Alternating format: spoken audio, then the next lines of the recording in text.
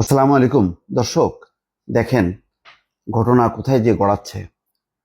লালমনিরহাটের পাটগ্রামে থানায় হামলা চালিয়ে ভ্রাম্যমাণ আদালতে সাজাপ্রাপ্ত দুই আসামিকে বিএনপি নেতাকর্মীরা যে ছাড়িয়ে আনলো বা ছিনিয়ে আনলো, তার পরিপ্রেক্ষিতে জামাতের প্রধান কি বলছেন? জামাতের প্রধান বা আমির শফিকুর রহমান তিনি বলছেন, এই পরিস্থিতিতে নির্বাচন কিসের? কি নির্বাচন হবে? এই জন্য আগে নির্বাচনের পরিবেশ অবশ্যই তৈরি করতে হবে। গুরুত্বপূর্ণ কথা, কিন্তু ফেলে দেওয়ার মতো না। এখানে এনসিপিও কিন্তু তাই বলছে, জামাতও কিন্তু বলছে বলছে যে নির্বাচনের তো লেভেল প্লেইং ফিল্ড নেই। এটা সম্ভবত ডক্টর মোহাম্মদ ইউনূসও অনুভব করেন। সমস্ত জায়গায় প্রশাসন এবং পুলিশ তারা মনে করছে যে বিএনপি তো ক্ষমতায় আসছে, সুতরাং তারা এখন ওই আগে ভিতরে যাই থাকুক না কারণ সবাই বিএনপি।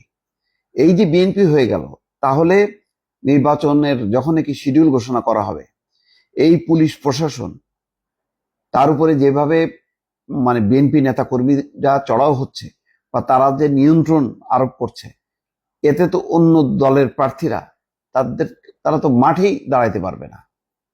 সেই শঙ্কা কিন্তু ব্যক্ত করলেন ডাক্তার শফিকুর রহমান।